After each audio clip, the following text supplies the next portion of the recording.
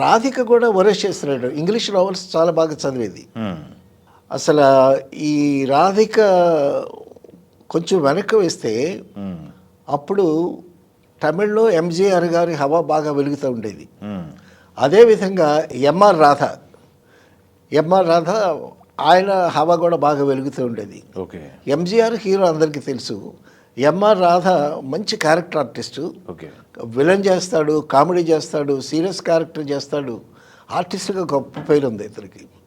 ఇప్పుడు నాగభూషణం గారు తెలుగులో రక్త కన్నీరు అనేటటువంటి నాటకం ఉంది కదండి. ఈ నాటకాన్ని తమిళ్లో ఆయనే ఆడేవాడు. ఓకే.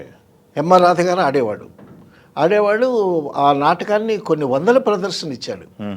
ఆ నాటకం రైట్స్ తీసుకుని నాగభూషణం గారు దానికి రక్త కన్నీరు అని టైటిల్ పెట్టి పాలగుమ్మి పద్మరాజు గారి చేత డైలాగ్స్ రాయించాడు.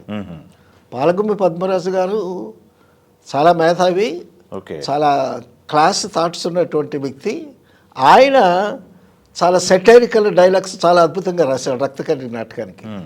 సరే, రక్త కన్నీరు నాటకం ప్రతి ఊళ్ళోనూ ఆంధ్రదేశం అంతా తిరిగి ఆడి బాగా పేరు సంపాదించాడు నాగభూషణం గారు.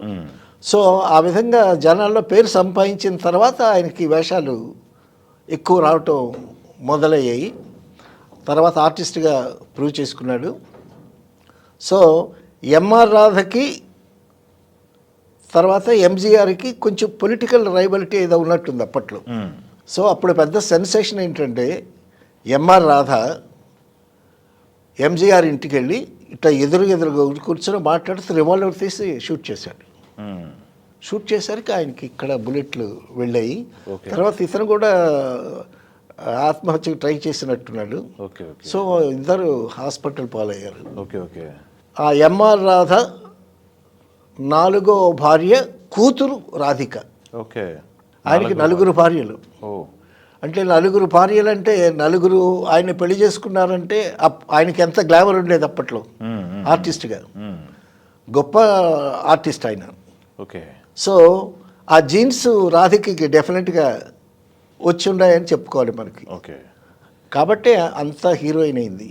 మనకి సహజ నటి మండలి చెప్పుకోవాల్సిన వాళ్ళలో నంబర్ 1 సావిత్రి గారు, తర్వాత జయసుధ గారు, తర్వాత రాధికని చెప్పుకోవాలి.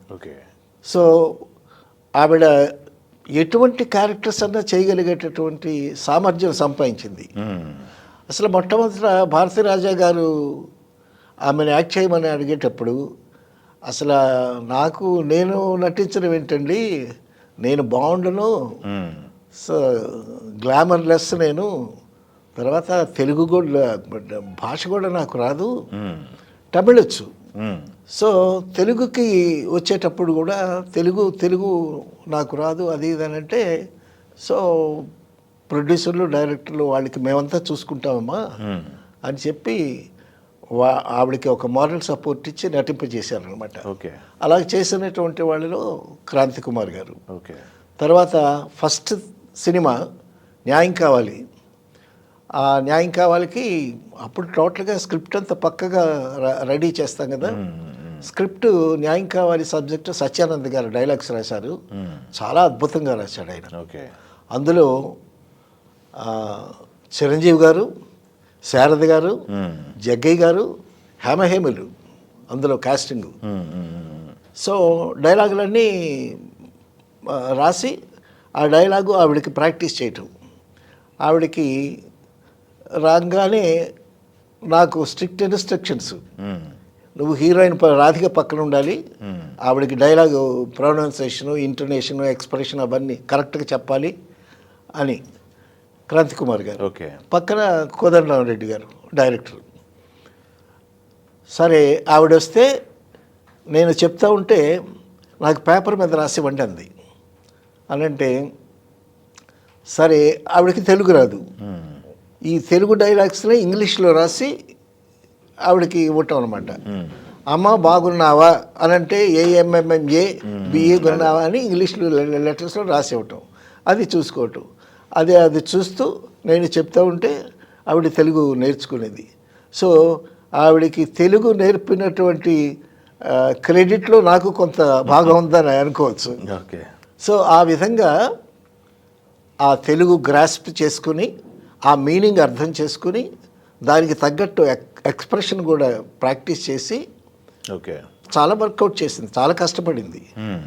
అసలు లాంగ్వేజ్ రాకుండా తర్వాత she very fluent in English. London వెళ్ళి వచ్చింది.